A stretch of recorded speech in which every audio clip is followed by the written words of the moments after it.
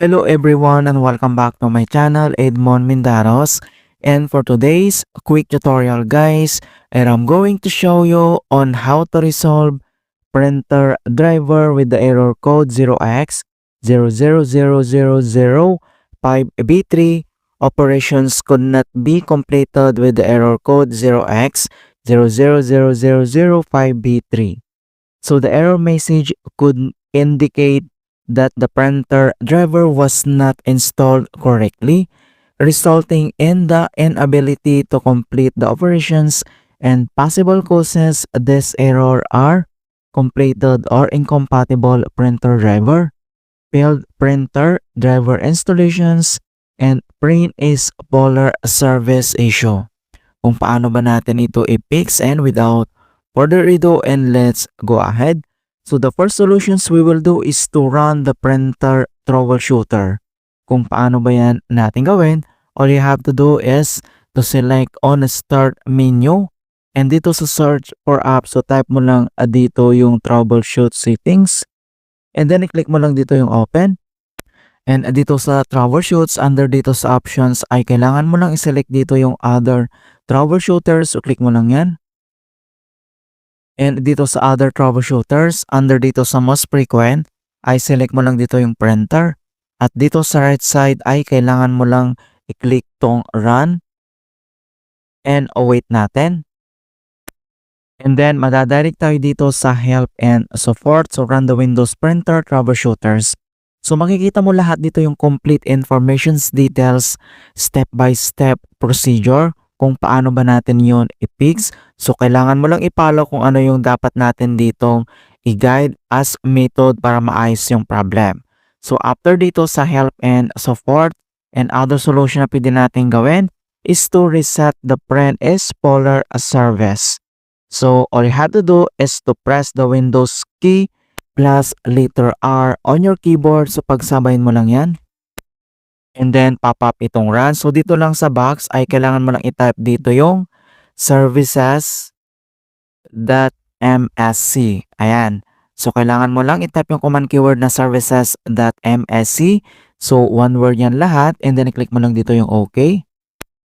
And once na-open mo na tong services, at dito lang sa services local at dito sa right side, ay kailangan lang natin i-locate dito yung print is polar. So kailangan mo lang mag-scroll down, and then select mo lang dito yung print is polar. So ang gagawin natin dito is to select and double click. And dito lang sa kanyang general properties, and then dito lang sa startup type. So i-select mo lang dito yung automatic. And then dito sa running ay click mo lang dito yung stop. And then wait natin. And next step, so dito sa service status, so i-click mo lang dito yung start and wait natin ulit.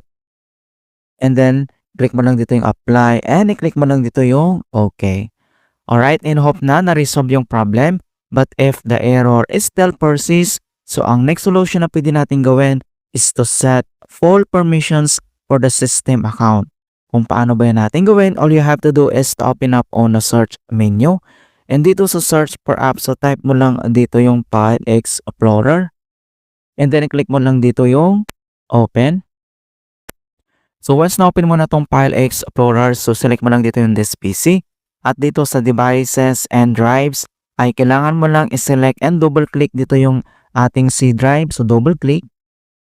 And next step ay kailangan mo lang i-locate dito yung Windows. So scroll down and select mo lang dito yung Windows. So select and double click ulit. And next step ay kailangan mo lang i-locate dito yung system 32. So scroll down and then i-locate natin at hanapin natin yung system 32. And then once na-locate mo na, and then select and double click ulit.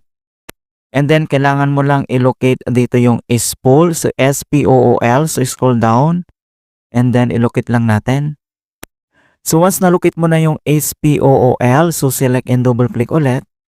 And then, kailangan mo lang i-select dito yung driver. So, ang gagawin natin dito is select and right-click. And then, select mo lang dito yung properties. And then, once na-open mo na tong driver's properties, so dito lang sa taas ay kailangan mo lang i-select dito yung security tab. So, click mo lang yan. And then dito lang sa group or username ay kailangan mo lang i-locate or select mo lang dito yung system. Okay, so i-locate mo lang dito yung system and select mo lang siya. So click mo lang yan. And then dito sa kanyang permissions for system ay dapat naka-full check dito yung allow. Okay? So once may nakita ka dito sa deny, so i-change mo lang into allow lahat. So dapat naka-check yan. And then next step, so click mo lang dito yung okay. And then close lang natin tong File Explorer at dito lang sa Start menu and kailangan mo lang mag-restart. Okay, click mo lang yan. Alright, so ganoon lang po kasimple on how to fix driver error. Ayan, so ganoon lang po kasimple on how to fix driver error code 0x000005B3 operations could not be completed. And please don't forget to like this video and subscribe to my channel for more quality content.